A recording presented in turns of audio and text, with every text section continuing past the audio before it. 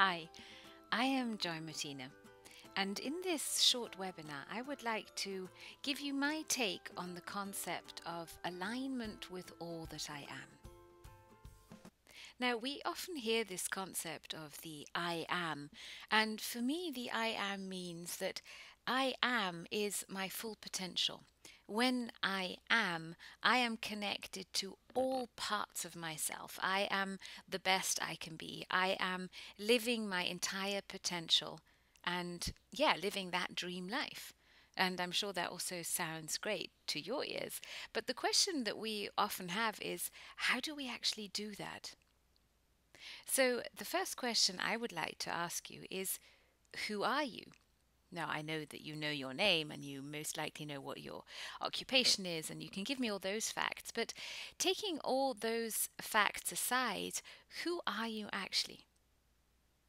Now, the answer to this question is most easily answered by asking yet another question, and that is, who am I not? And that's usually a question we find easier to answer. So, by understanding who and what I am not, I can get an idea and a definition of who I am, and I can understand who I am. So, what part of us makes us define who we are? The answer is it's your left brain. Now, of course, I don't mean the left brain as such, I mean the left brain hemisphere. So please know that I'm always referring to that. And when I speak about the right brain, I'm always talking about the right hemisphere. But to make things easy, I'll just say left brain. Now, let's take a look at this left brain. The left brain separates us from our surroundings, from everything that we experience, and keeps us focused on the 3D reality. Now, our left brain is really important. Our left brain is like, I often call it the nanny inside of us. It tells us what we need to do at what time. It's the one that's cautioning us. It's the one that is giving us advice. It's usually the one that's relentlessly chattering on inside of us. So this left brain helps us to function in everyday life. If we didn't have a left brain, we wouldn't be able to do even the simplest tasks. And you often see this, sadly enough, happening to stroke patients. So when people have had a stroke and parts of their brains are damaged or are not working properly anymore, they will have trouble even remembering how they unlock a door, how they walk, and all this is connected to parts of their brain. So when we don't have a functioning left brain, we find it very difficult to function in this world. The left brain is also what we call the I brain. It is that part of yourself that you usually find easy to identify with. It's the part that thinks in the terms of I am. Now, we also need to look at the other part of who we are, and that's your right brain. Now, the right brain, completely contrary to the left brain, unites us. It gives us this feeling of oneness. It helps us detach from the three-dimensional reality and gives us access to the universe. Our right brain is also that part of us that is connected to our higher self, to our divine guidance, to our divine essence, that smarter, all-knowing, wise and compassionate part of ourselves. That is the right brain. Many people also believe it's connected to the we brain. So it's the one part of us that takes other people more into consideration, sees ourselves as part of the whole rather than just a singular being, which the left brain does.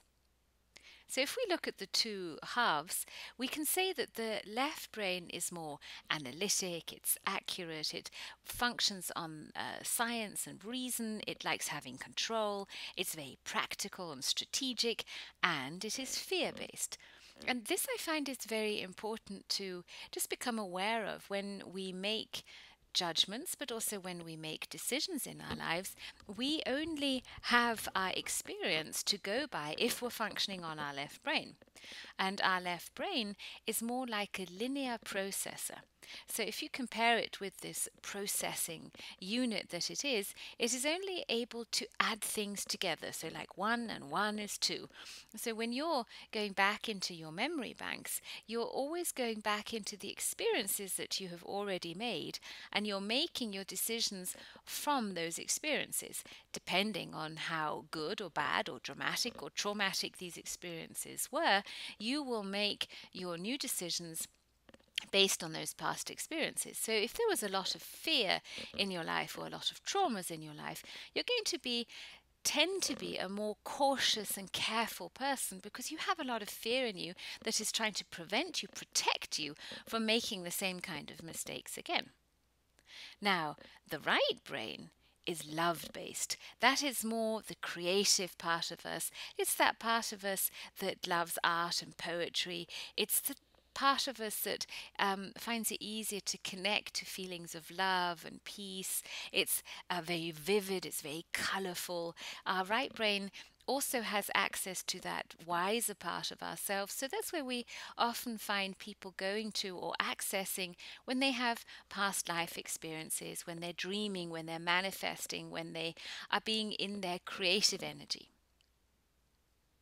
Now, the next question we need to ask ourselves is, who are we when we're not limited to our left brain? So if our left brain, this monkey chatter, this nanny, this constantly cautioning, fearful part of us, steps out of the way, what do we then have access to? Now, it all boils down to brain waves, if we want to put it in a very scientific or medical background.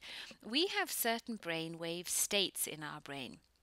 When we are alive and in our awake state and we're chatting with people in our everyday life, we're usually a lot in beta brainwaves. Now, this is where we have very conscious thoughts and our focus is more on the external world around us.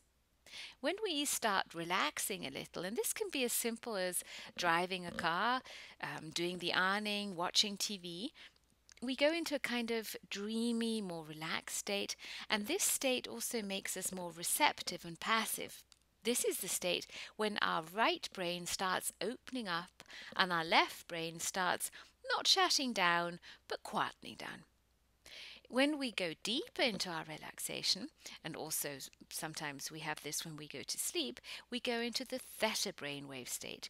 And this is the state where we are very connected to our subconscious creativity. We find it easy to relax, and it's also a great state to use, for instance, in hypnosis, to reprogram part of your thinking, to be able to eliminate negative thoughts, negative habits, negative beliefs, and replace them with more powerful and positive beliefs and affirmations. Because in this brain state, you're very open and receptive. When we go even deeper, we go into delta, and that is where we're usually deeply unconscious and usually fast asleep unless you've been meditating for many years. But this is also the state where we are very, very intuitive and get a lot of insight, which is often the reason for this sudden awakening and sudden realization of things after a good night's sleep. Because we've been able to process all that information, get access to the greater part of ourselves in our sleep. So when you think you're just dreaming and these dreams are just a worthless kind of mosaic of everything that was going on in your everyday life, you're wrong, because your dream state is a very creative state where you are literally processing, digesting, but also accessing a greater part of yourself. Now, when we are able to step out of our left brain, step out of that rational fear-based thinking, when we get out of our mind, we find the most amazing and fun things. In our love-based right brain, as we've said, we have access to the universe. And that's where we catch a glimpse of who we actually are. So just play the game with me now and take a second to repeat this sentence with me. I am a powerful, eternal creator being here on this wondrous planet to remember everything I can about the transformative nature of love. I just love this saying. And what I'd like to draw your attention to is to say that you are a powerful, eternal being. And you are a creator. You are constantly creating your reality with your thoughts, with your mind. And this journey that we're having on this planet, in this body, is about remembering what it is like to be in this state of love, in this state of oneness, in our right brain, having that connectedness, but also being able to keep that balance between that wonderful state of bliss and connectedness and functioning in a three-dimensional reality where we need our left brain. So it's finding that balance that is often a challenge. And the next question we can ask ourselves is, who are we, or where are we when we're not in a body? A lot of answers have been found in near-death experiences. So this is an area where even doctors who were not trained in any kind of spiritual stuff found out that there were people who, in near-death experiences, were coming back to life and then telling very, very similar stories. They were having components that in their stories that kept repeating themselves, which made even the most critical mind think, there must be something to this. Where are these people when they're not in a body? So it seems when we go on to the threshold of life, so when we're just on that threshold between staying alive in this body on this planet and going to other realms, we catch sudden insights. And this is the moment when we realize that we are so much more than just this physical experience in this body. And there's a wonderful book by Alexander Eben about the proof of heaven, but many, many other books of very sound, scientific, and rational people experiencing something like a near-death experience and then coming back and telling other people, even putting in part of their mission to tell people, listen, people, there's so much more out there. You are so much more than just this physical experience that you're having. So, in one of the things that all people who've had a near death experience report is that once they were in this state, they felt pure peace. They were able to feel this divine presence. They were able to literally be a state of love and feel as if they belonged there. It felt like home.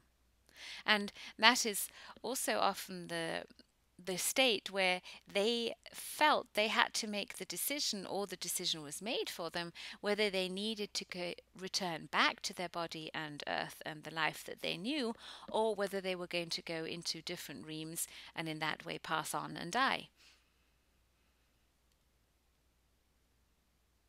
So, who am I when I do not have a body? When I am not connected to this body, where do I actually go? And where am I before I come to this earth plane? And where are we after death? What happens? Who are we after death? Do we stay the same kind of spirit and go somewhere? Is there nothing there? Or maybe, is there another life?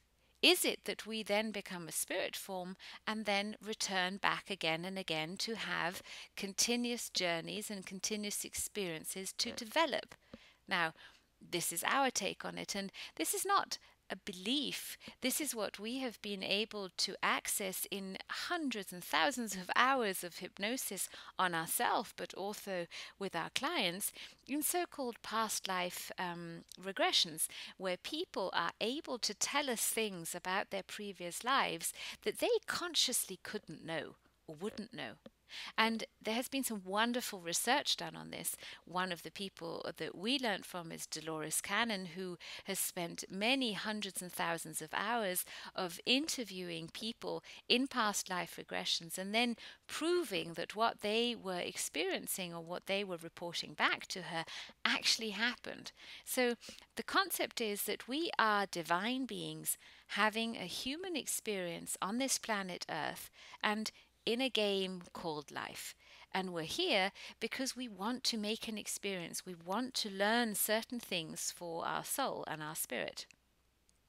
The problem is that in that moment when we signed up for this life, we were in that state of connectedness. We were blissful. We felt like the pure essence of love. We had this tremendous knowledge in us. We were just all one. We were one homogeneous, wonderful being in that state of connectedness. And we signed up for the next life that we wanted to go on, and we wanted to have that another experience in a body on this beautiful planet.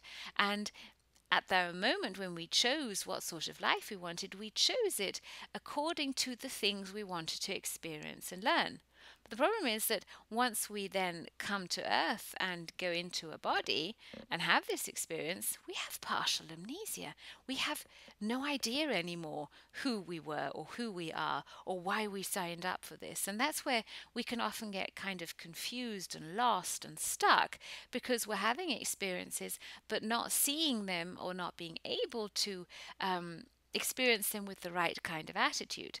So if we go through life seeing our challenges as something that is there to punish us, or it's just like I don't know, just a synchronicity, and we think, oh, there's the next thing going on, and I'm just an unlucky sort of person, and we don't get the message, then life can be a struggle.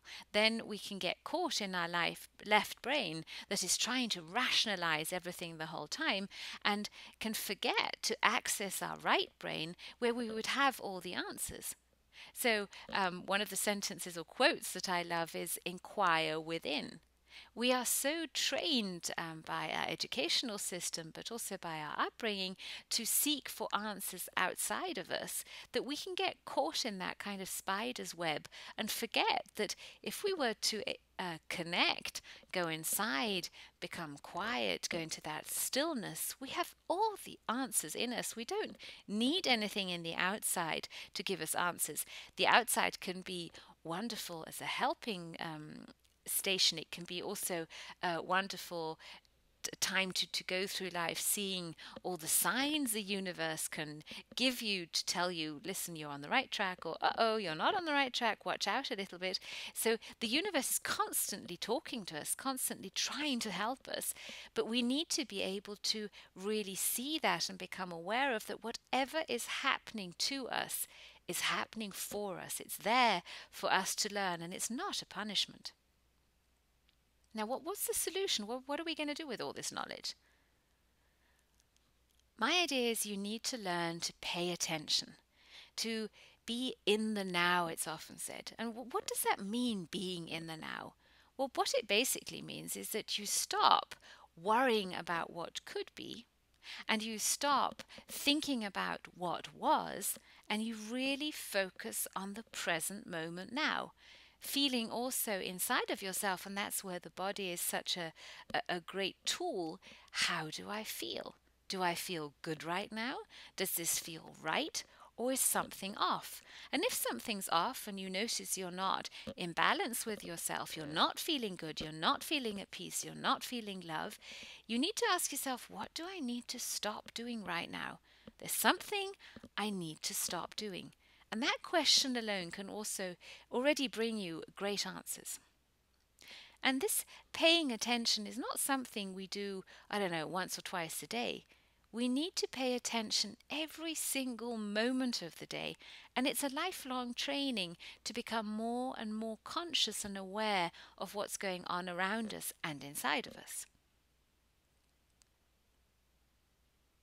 So what I would invite you to do is, every time you don't feel at peace or you're not aligned with love, pay attention.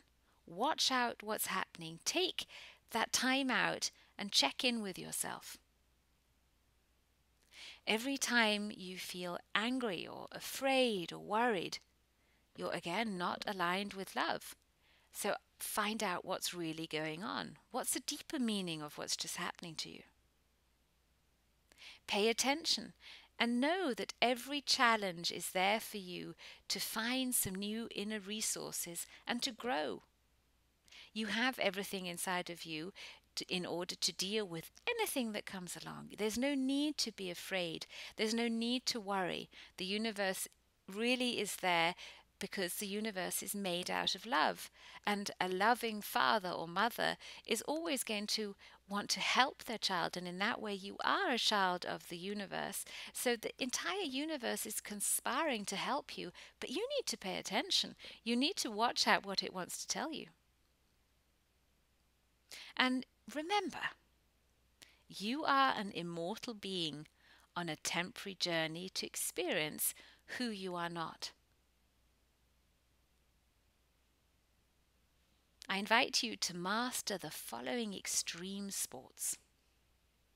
Forgive. Forgive whenever you can. Forgive yourself for not being perfect or not always being the most wonderful part of yourself, and forgive others for also not being perfect. Whenever you bear grudges, you are denying yourself of a part of yourself. You're making your own life miserable. Bearing a grudge or being angry with someone is like taking a lethal poison and expecting the other to die. So don't do that. Let go of past experiences. Just know that everyone who is crossing your path is a teacher, and they are doing their best, even if that best sucks. It's their best that they can do now, and you don't know what's going on around them or inside of them. So do the forgiveness for yourself. You're not doing it for the other person, but you're doing it for yourself, so you're free of that, so you can move on. Tap into what it feels like to love. We're here to experience and grow into that universal, unconditional love. But for that, you need to start with yourself. You need to start and love and accept yourself the way that you are before you're even in the state or capable of being able to love anybody else.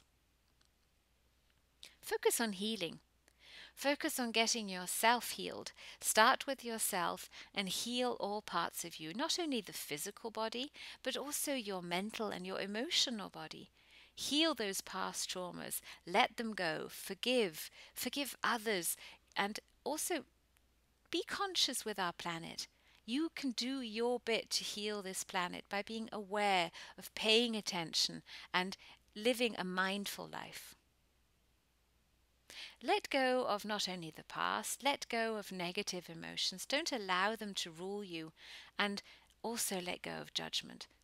As good as it sometimes can feel, or fun as it can be, to bitch around about someone else and judge them and put them into compartments and boxes and feel you know everything about someone else and you feel you know what that person should do or shouldn't do, the truth is you have no idea. And you know you have no idea because that person is going through their very own challenges, their very own path in life. They have their own mission and you don't know what they signed up for. So focus on yourself, deal with yourself, take away the focus from other people and focus on what you need to do to become a better person rather than telling other people what they need to do. Practice kindness and gratitude. Those two components alone will already change your life a lot if you are able to focus on kindness and gratitude more often. Do random acts of kindness. You'll be amazed what ripple effect that can have in your life. Be grateful. Be grateful for the small things in life, those things you take for granted.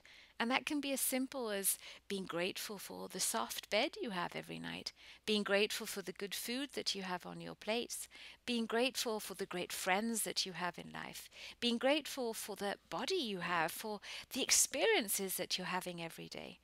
It's impossible to feel worried and grateful at the same time. So maybe next time you feel angry or worried about something, tap into who or what you can be grateful for.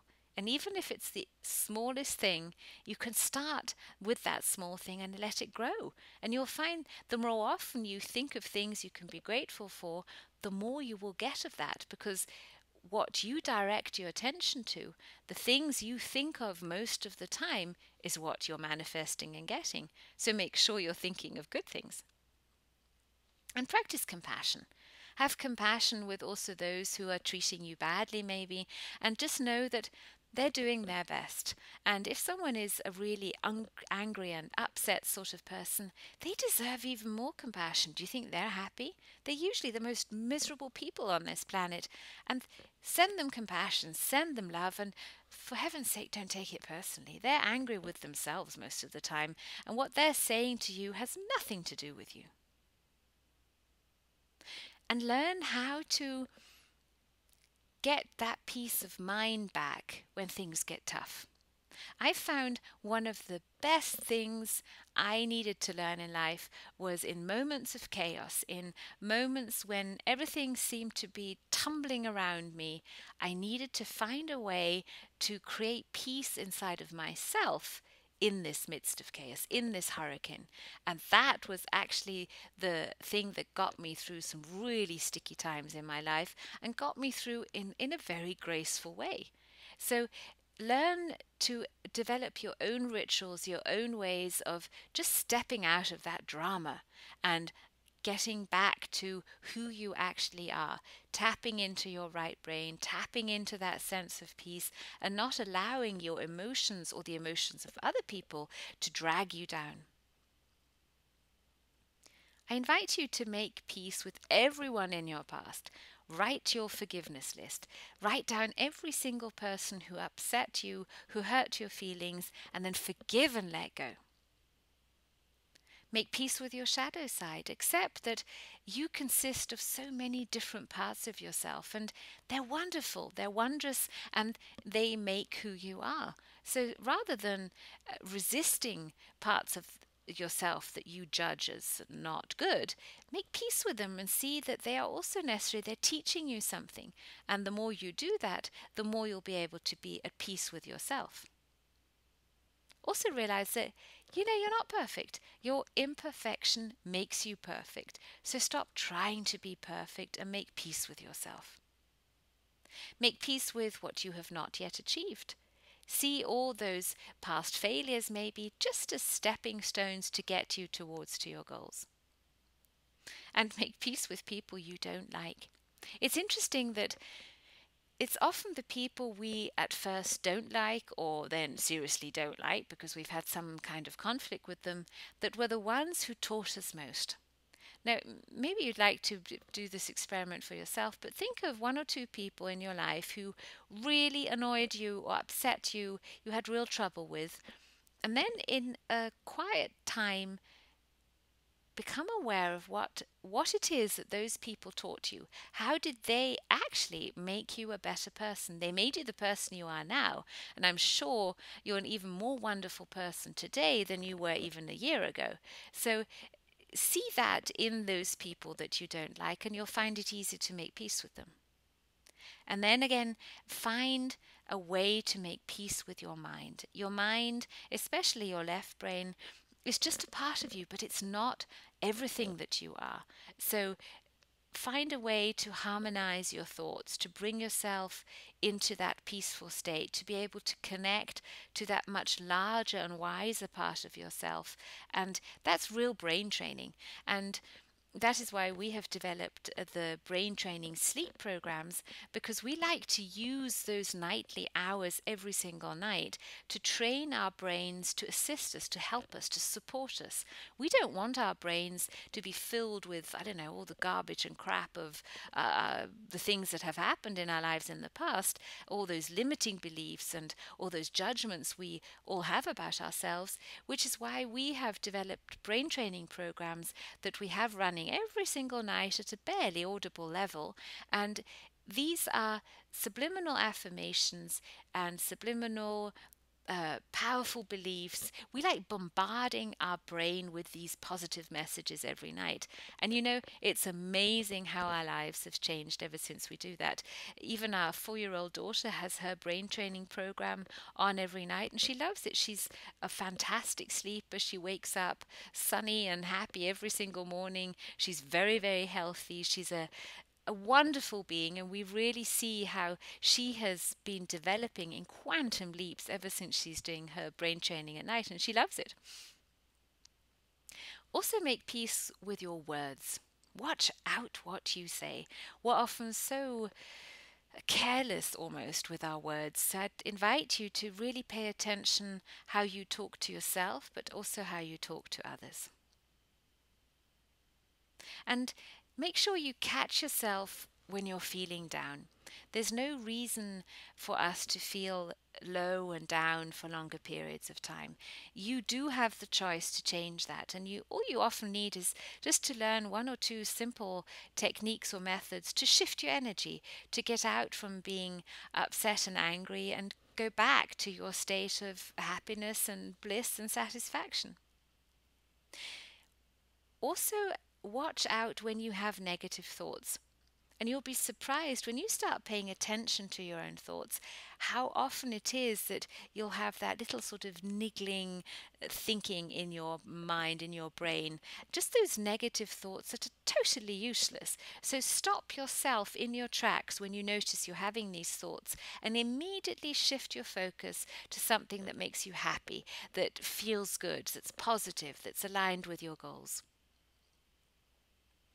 Catch yourself when you're judging yourself or when others, because that is also a total waste of energy, and you want to be focusing on the things you want in life rather than being busy judging all kinds of other people or bringing yourself down. Watch out when you feel kind of negative emotions inside of you, and also watch out for even the subtle ones. The big ones are usually easy to catch. You know when you're feeling really sad or really angry or really lonely or whatever.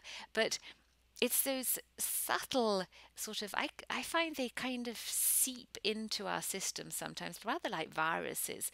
You'll have that one negative thought, and if you don't pay attention to it, it'll turn into a negative feeling. And if you then feed that again with more negative thoughts, that feeling can become engulfing. It can become so powerful that it brings your whole system down and you just feel terrible. So really pay attention to those subtle beginning negative emotions and learn how to switch them. And they're really very, very simple ways how to do that. And you can also look on YouTube where we have, for instance, the emotional balance havening, or we have the stress point. We love showing people practical tools how they can help themselves.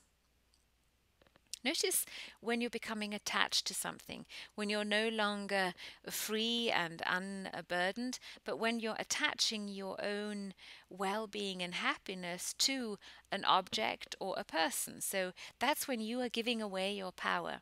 Now, that's not to be confused with the feeling of love and the feeling of belonging in a healthy kind of loving relationship. It's more when you think that you are only worthy or lovable or wonderful if you are with that and that person, or if that and that person loves you. Notice when you are becoming, when you're developing these attachments, and make sure you're not fostering them. Catch yourself when you're not being honest. Now, this is not only about telling lies, but it's more telling those little white lies, those moments when you think, no, it's a kind of dicey speaking my truth now. I'll just play along. I'll make a nice face. I'll smile sweetly when actually I should be saying no. This is also about keeping your own boundaries and honoring yourself, honoring what's good for you.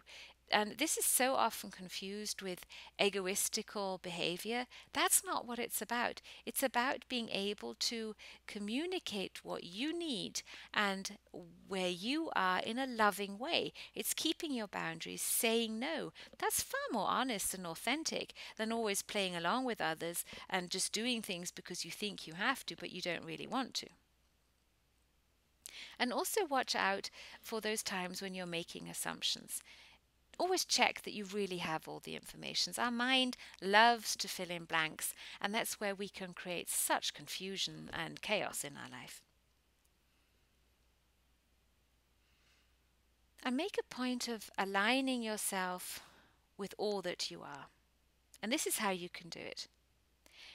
Take little breaks in your everyday life to breathe in and out and keep repeating, I am, I am, I am.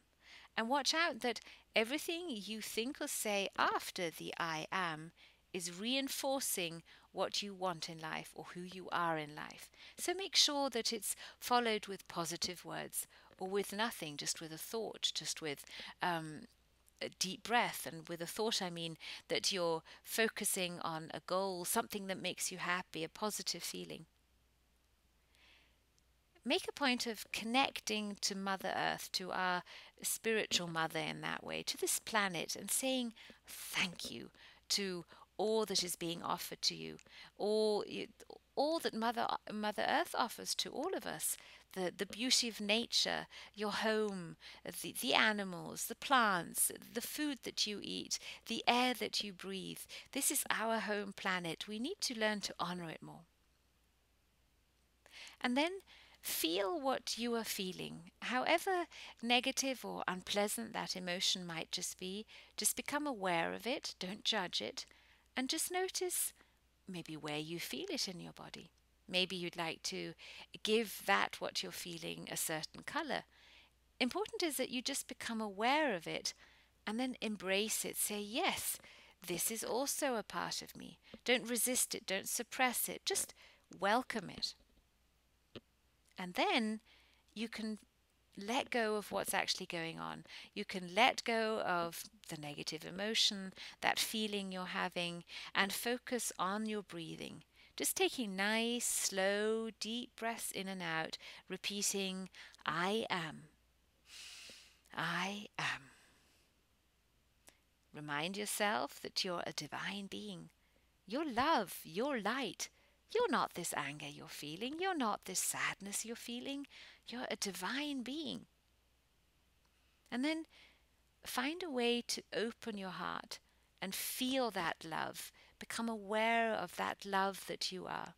And an easy way of doing this is, for instance, thinking of someone who you really love, or even as simple as thinking of a last time where you were really, really happy, where you felt so blessed, where you felt at peace with yourself.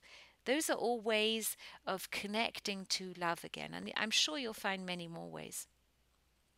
And then, instead of reacting out of your human left brain side, respond like an immortal being of life, of love. And you'll notice you'll make much wiser choices because you're no longer reacting, but you're responding and you're being wise and compassionate in doing so. So, I'd like to remind you that there's no passion to be found in playing small. There's no point in making yourself less than you are. It's in settling for a life that is less than the one that you're capable of living, and that's not the intention of the universe. The universe is the eternity, it's the abundance, it's everything that is. So by shutting yourself off and only accepting or respecting a small part of yourself, such as the identification with the left brain, you're shutting yourself off from the abundance of the universe. You're saying no to all those infinite possibilities that the universe has to offer to you. So watch out when you're doing that, and then reconnect and remember who you actually are. And yeah, I'm not saying this path is always easy, but I am saying that it's worth it. It's so worth living a life that is fulfilling, that is making you happy, that is giving you that sense of satisfaction that you can only have when you're living a complete life, an aware life, a mindful life. So I'd love to invite you to also join us on this journey of finding out what love really is, what limitless possibilities every one of us has, what incredible potential you are carrying inside of yourself, and help you unlock parts of that potential more and more so that you can truly grow and prosper and thrive and become more of that wonderful being that you actually are. And if I've been able to maybe excite you or interest you, I invite you to check out our website, crystalline.us, where if you sign up to keep in touch with us, you'll receive a free book, an audio, video, free webinars. We love giving away. It's just our greatest passion and mission to help other people discover who they really are and give them practical, wonderful tools that they can use in everyday life. It's practical spirituality. They're tools and methods that work. We've tried them with thousands of clients. We teach workshops all over the world, from China to Europe over to the US, and it just makes us intensely happy to see other people like our clients move ahead in leaps and bounds and really grow into that amazing potential that they are. So whatever you're doing now, I wish you a blessed day or a blessed night, and I look forward to meeting you again at one of our other webinars or events. Thank you so much.